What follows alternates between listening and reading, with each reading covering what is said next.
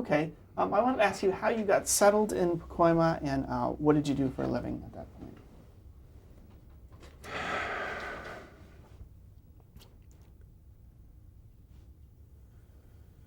In 1952, 46 to 49 was the Army. From 49 to 52 was the streets. And then I met Lola Joan Brownstein, who's hopefully asleep in the neighboring room, because she and I have our schedules wonderfully oriented so that she gets a chance to sleep without me and I get a chance to sleep without her. But we spend continual time together and we cannot stop talking once we get together. We got to get a wall between us before we stop talking. So anyway, I met her and she took my fancy to the point that 2 weeks after I met her, I married her. Wow. Her kid sister introduced me to her or encouraged me to meet her, saying that she knew me and thought that I was more her sister's type than her type. That I was more her sister's type, that I should meet her sister. So given an opportunity to go on a blind date with her sister, I did. And I went from part-time work, doing whatever the hell I had to do, and at the moment, nothing going on, and very few people that I knew of any importance anywhere. And then this young woman. And then we got married. And then the requirement was I had to get some work. And I had been bragging about I did this and I did that and I did this. And before I met Lola, as part of this part-time work, I worked for the H.L. Engineering Company in Philadelphia and for T. Norman Mansell, the church architect in Philadelphia, two of the most prominent firms in the world at their art form, building churches, these monumental buildings. How does the Catholics, when they decide to build a new parish somewhere, what do they do to build that, and how much is it going to cost? They would go to T. Norman Mansell, and his drawing boards were filled with draftsmen who were designing naves and things like that for certain kinds of structures that worked well as religious buildings. And so I learned that for like 2-3 months before I got bored and hostile and left. I joined the civil service, and I was actually working at Keesler Air Force Base, in Shreveport, Alabama. I got a job there. And I could have been a GS-15 or a 17 or a 20. I could be very, very up high in that business if I'd have wanted to. Just sit there and literally do nothing and make work and repeat things that had been done before and not really get a chance and just slowly go into a doze so that the evening was cruising the bars and it was just nothing. And all that was before I met Lola. And then I met Lola and needed a job. So I went to an organization that was advertising in the newspaper that they needed draftsmen. And I knew I was competent to do that. And so I went to a place called the Huffman Engineering Company, who made, I think, radio components and who were doing various kinds of things for the U.S. government and had built themselves up fairly big and now had a lot of record keeping to do. And they hired guys like me to come in and make tracing changes on their vellum manuscript stuff. And I'm good at that, and I'm doing it. It's a regular every day. But I make at the beginning $1.68 an hour. And with this, we're able to rent a nice little apartment. We've got plenty of food. If I work all the time, there's a surplus as far as prices for things go, So prices were much different then. $1.68 went a long way. And it took me many, many years to build to the point where I made an average of about $3 an hour because I made timely payments on a little house we bought, which is the one we're in, and I began to raise children. I have two, one who's 50 now, one who's 45 now, a boy and a girl, a musician and a school teacher. One is a wife and mother. I have grandchildren. But all that was taking place in this house as this house went from being sort of a barren thing with gravel all over the outside and no walls to separate the buildings. And we moved into this house on my 25th birthday. And so during that time, I job shopped regularly. And I jumped from Hoffman Company to another company, to another company, to another. Along the way, there was Lockheed, there was Douglas, there was United States Steel, there was a development company, a company that served as an interim between the U.S. and the supplier, but they did things. And so I was doing these various jobs, making more money, an extra 6 or 8 or 10 cents an hour as a draftsman, design draftsman B, a design draftsman A, etc. And I was up to the thing, but I realized that in order to get these jobs, I had to lie, because you have to have a paper on the wall. Where's your bachelor's degree in architecture? No, it's easy to say, well, I studied architecture at the Alabama Polytechnic Institute. That's true. They don't say, how long were you there? There's an assumption with the lordly air I adopt that I know about architecture, because I've had experience in drafting rooms and I know all the details of all that stuff. So perception is everything. And the perception they would have of me was that I was a college-educated boy, except one time at Hydro Air Corporation, where they were developing Hytrol, the big system for stopping airplanes. And when they sit down, they start to, at a certain point, skid. So they release the brakes and they start to roll again. Then they put the brakes on again. And all this has to be timed so that no momentum is lost, and you judder this thing to a stop real fast. You do it with Hytrol. And Hydro Air was making these things. And I was sitting there at my drafting board when they called me into the office and said to me, just official to him, I mean, guy I know, and he says, George, we had to send off this letter to the university. So which one of these are you? And I look at the thing and it says, Dear Mr. So-and-so, Hydro Air, etc., your inquiry regarding Mr. George C. Johnson. During the periods mentioned, we have had the enrollment of 4 George C. Johnson. There's George Clarence, George Charles, George Clayton, and George Claude. Which of these 4 is it? Sincerely signed, Mabel so-and-so, Registrar of Records. So the guy shows me this, and I say, well, I'm George Clayton, this one here, right here.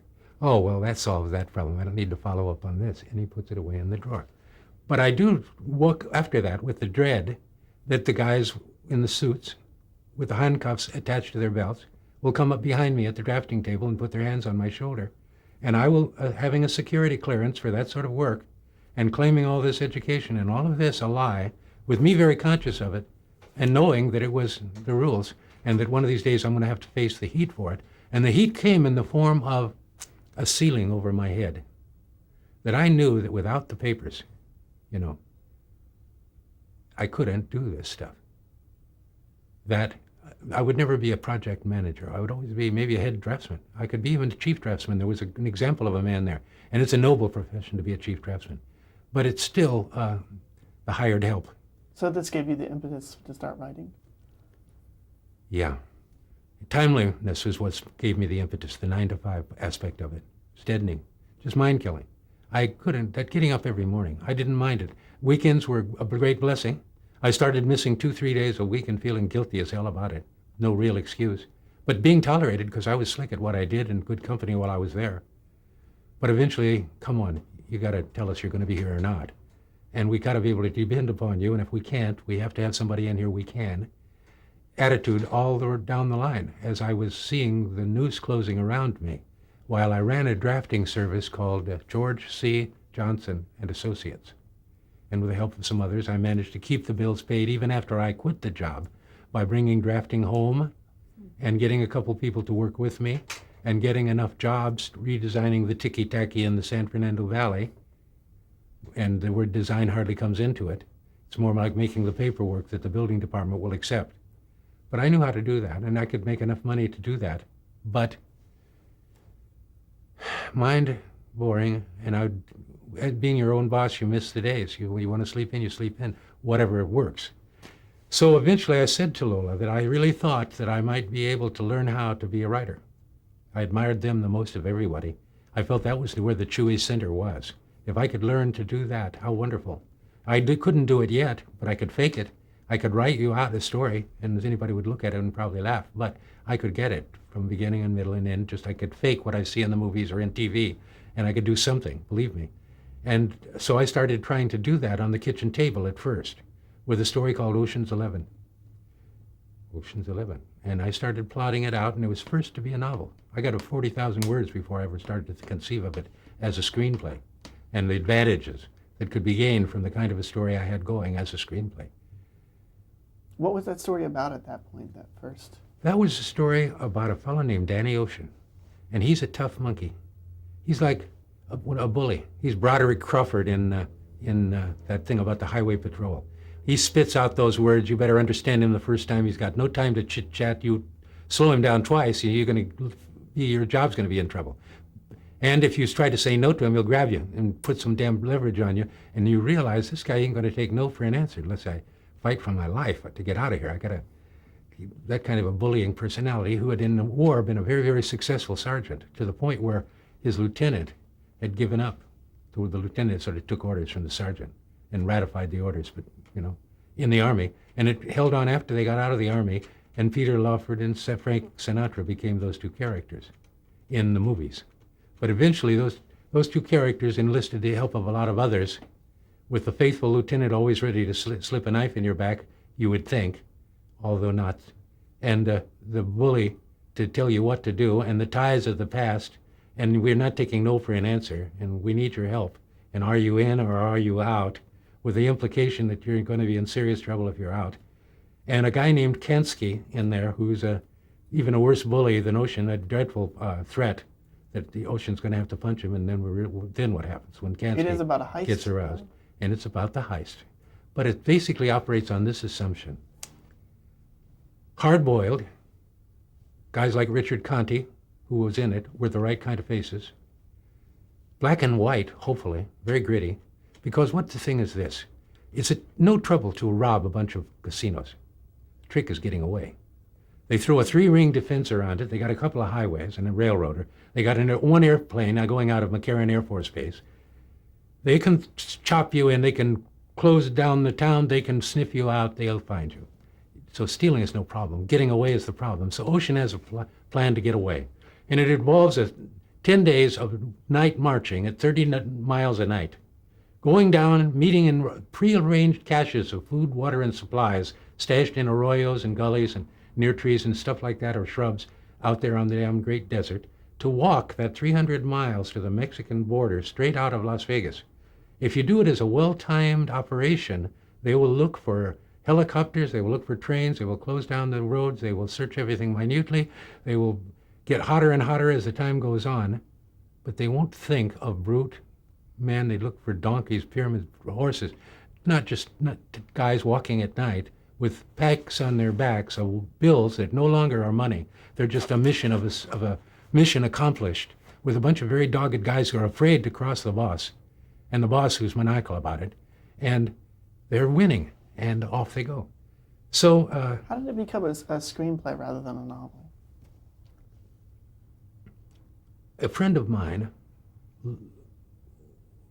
was around while I and my partner were talking about it, and got a chance to hear me read about a chapter of the novel, and got excited and told a friend of his who was a director named Gilbert L. Kay. Gilbert was directing Reader's Digest, among other television shows of the time. And Gilbert was interested in doing a movie, and he knew a lot of people because he had been an assistant director on a lot of very, very big pictures, studio pictures, before he became a television director. So he brought Gilbert over to this house and set him in a wing chair, a canvas chair. And we sat here on sofas, and I read the book, what I had, to Gilbert L. Kay. As we went along, he got more and more excited. He said, "Great, we could shoot it in sequence, and that way their beards as they grew and everything, like they had become more weathered with the show, and it would just be wonderful. We could just shoot it. In 10 days, we could shoot the damn trick and watch them change as we shot the damn trick. Be perfect." He said, "So that chunk is okay, and the studios and this and that." So we went, he came in with us. We put up money for a plane flight. We flew to Las Vegas. We took a camera with us. We snapped some snapshots, which Gilbert L. Kay had, of the various casinos, the outlines of the places they were, while we concocted mentally our scheme, which was how to get escape and collect the money, how to put out the lights, to blow up the dam. I mean, not the dam, but one of the power poles, to put a fire up in sparks, Henderson rather, and when they would run up to Henderson to put out the fire engines blow up that bridge. So you get the fire department and most of the police already out of town. And then when the lights go out, and then when the lights, we had it all sequenced out to be a very hard-boiled robbery, with the large part of it was the gathering together and deciding finally to do it. Then this short burst while it was just done in front of your eyes, and then the escape, which is this hiking trek thing, broken up over 10 days as they grow more and more haggard, and the bridge of what do they call that? The treasure of the Sierra Madre, they start falling out. Mm-hmm. Nobody talks to Fred C. Dobbs that way. That sort of anxiety between them until finally at the conclusion, they are loading the money aboard an airplane by one of their number who has arrived to pick them up there south of the border at this airstrip, being fired on by the police, and the money catches fire and burns and blows out across the desert as the plane burns and smokes, and the money is all burned on the desert. Now that became the money in the coffin that gets burned at the end of the picture, but it was transformed, and everything in it was transformed, and more attention made to various characters so that they would fit. Dean Martin's a lounge singer now. He's not a demolitions guy with a hideous history behind him. So did you get an agent and they sold the script? Yeah, we printed it. Gilbert, finally, with 5 of us, we had borrowed $10,000 or signed away 10% of our picture to a furrier in Beverly Hills whose name was Samuel Furman of Furman's Furs. Big Tony spot in Beverly Hills, may still be there. He was hiding some money from his wife, I believe, so he was willing to invest $10,000, with which we opened an office so we could all get together to hammer the script out, yelling at each other as I would sit there with a pencil, listening to the best lines and finally agreeing to what would be there. And in longhand, finally writing this out to where I had a huge, huge hand-lettered manuscript, which Gilbert turned over to a typist, and then I didn't see any more of it. But meanwhile, a rift had grown between the writers, me and Jack, the guys who had started the thing, and Jack Golden Russell. Jack Golden Russell and I had started it and kept our name on it, but these other 3 fellows felt they had invested because they'd helped to dream up elements and listened while others dreamed up elements and nodded in satisfaction when they liked the way the plot was cooking as we were putting it out into the form of a screenplay, hopefully to be directed by Gilbert L.K. And he assumed that mantle of the director and took the scripts off. And I didn't know where they went, and I didn't see a copy. But I braved myself up because he had been talking about the Ingo Preminger Stewart Agency. But it had been the Ingo Preminger Agency at that time, and they had been talking about that. So I went into the agency one day, dressed in my beatnik bohemian gear, because I was very much into not having a job and drinking Red Mountain wine and staying up all night in Laurel Canyon, talking to other artistic types and trying to think and be like an outsider rather than an insider. And then I went to this office, and they didn't believe me. The secretary didn't believe me at all, but I managed to make enough ruckus that a guy came out of an inner office, and it was Malcolm Stewart, who became a fairly famous agent in this town, but he was a beginner at the time. And as I was talking to him, trying to explain to him who I was, I saw this stack of scripts sitting on the floor near the corner of the secretary's desk. But I recognized the title and the distinctive cover we had designed, which was like the stenciling on the side of a packing crate. Ocean's 11. That was like our symbol for the movie, was just that stacked packing crate symbol. And it was stenciled on there, Ocean's 11. So wow, I picked it up and I opened it up. No credit page written by, all that page out of it. It just starts the script.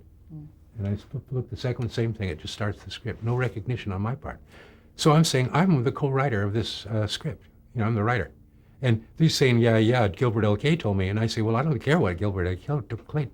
Meanwhile, Gilbert has taken a copy of that, and he has given it to Peter Lawford, whom he knows, who lives on the beach. And he's taken it to Peter's, and in fact, I think he actually sandbags him on the beach in the morning and gives him the script. So Peter reads the script and likes the script. So Peter talks to some people, and the next thing you know, Peter is coming back to us saying he wants to buy the script. And he's willing to pay. He doesn't come to me, I never talked to him, but he's come to Gilbert. And all this is coming through Gilbert. And said $10,000 and 10%, because they've agreed that Samuel Furman will accept the 10% of the movie deal for his $10,000 and won't feel cheated. And we can have the $10,000 to divide among us, which is about $2,500 a piece. I think I got $1,800 by the time it was done, by the time all the divisions were made. and the expenses were paid for this damned adventure we had.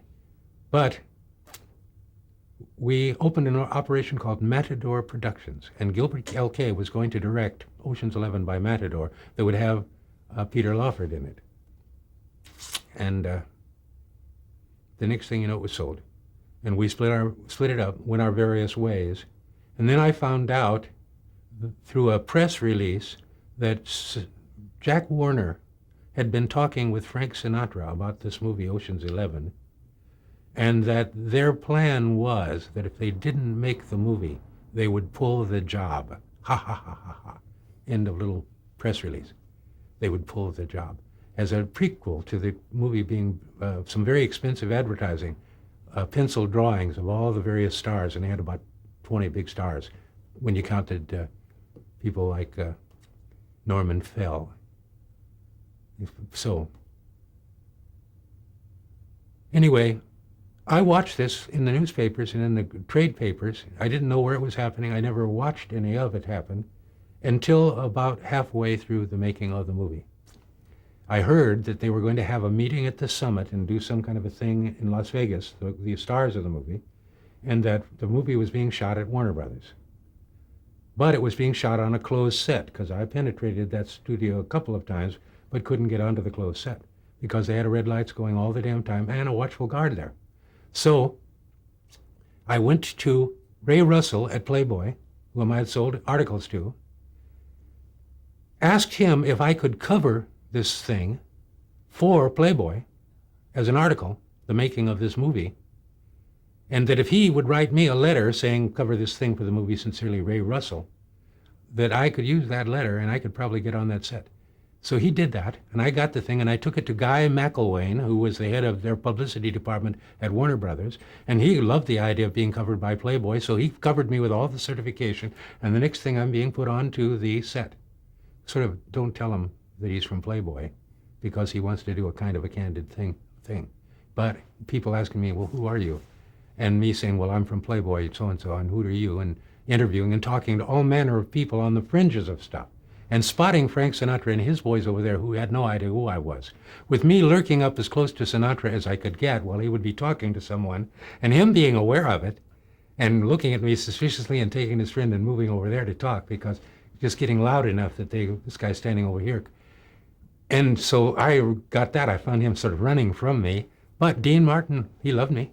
We went into one of his change stations there, place where they were changing clothes, his dressing room. And he was talking to us about Duke Wayne, he called him Duke, John Wayne, and how they would drink this heated up bouillon soup.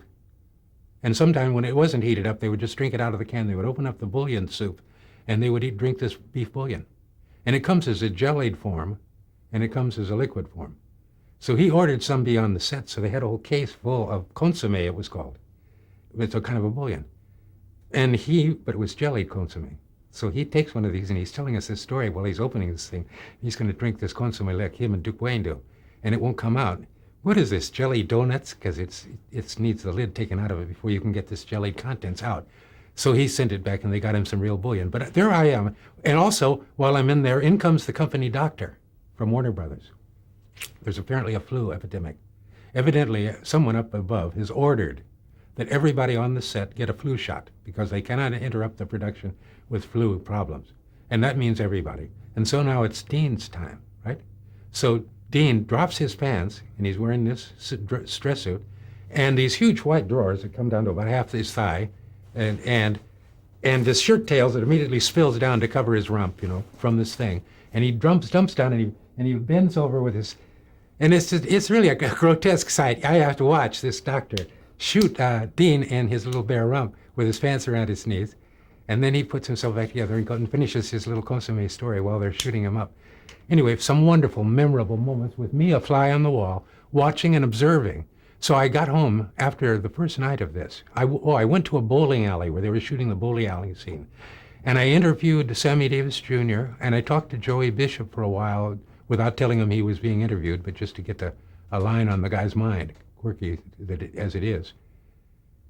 I never talked to Frank. I watched a bunch of people milling around this thing, and I took my run of the Lancashire bowling alley over here, where they shot the damn thing. So anyway, I go home that night, and I type up a 4-page letter sort of detailing all of my adventures to Ray Russell. Ray Russell writes me back saying, George, we would like to buy your letter with what's in it.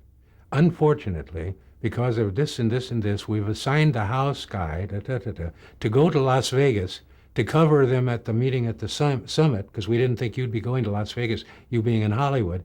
And we didn't want to split the article 2 ways, so we turned the article over to him, and we would like to use your letter so he would have material, so he could write the article from both sides, and it could all be mingled in one meeting at the summit article for Playboy, which we have grand plans for, and we'd like to buy your letter. So I sold him my letter, and it got integrated into a really kind of a lovely article in Playboy, where my name is mentioned, where Louis Milestone says of Ocean's 11, the one they were making, it has a René Clair kind of a favor. And this new writer, George Clayton Johnson, will go a long way, or some kind of a statement like that with my name in it, said by Louis Milestone, which was odd, because when I showed up at the set the first time, I found my way to the assistant director, a fellow named Peterson, and identified myself. And he took me to Milestone, who was in the midst of setting up a shot, and introduced me to Milestone. And I asked, and Milestone was gracious, but harried, but German, and Teutonic, and looking at me like, who the hell are you? And also, when I say to him, and I would love to look at any footage that you've already shot so I can get any kind of a flavor of the picture, no. Forget that. Nobody is going to see this stuff. This, no. Meanwhile, behind him, Peterson is looking at me and doing this, nodding. All he's saying, no. And so then he turns away from me contemptuously and goes on his way. And I turn back to Peterson, and Peterson says this and takes me up and around through the studio, out of the side, over and up into a room where he introduces me to a guy, and the guy starts running these chunks of footage that they have gathered thus far in just takes. And simple takes. Here's Dean Martin at a piano with Frank Sinatra in an orange sweater, and the doorbell rings, and the camera follows Frank across the room to a spot where the hall runs around the corner to the door. And Frank goes around the corner to answer the doorbell, and the camera watches him. And then Frank comes backing back like this, and the camera sees him backing out of this alcove, and this girl named Ekstrom, a big busty girl from Hollywood, bursts in the door and starts berating him for something, with him becoming sort of defensive and backing off. And it's a good sight gag to watch the bold Sinatra amble over to the door and come walking back like that. So I watched this footage, and it's amusing, but what the hell is this got to do with the caper? And I don't see anything that's caper-wise in it at all, anything that had to do, that I saw really with Ocean's 11, but it was charming and pleasant stuff, enough for me to go back to my room here and sit up the night, close typing a tremendously long, literate letter, because I always wrote these things from the standpoint of just as much a work of art to write a letter as to write a story. Okay, we're going to stop here and switch the tape.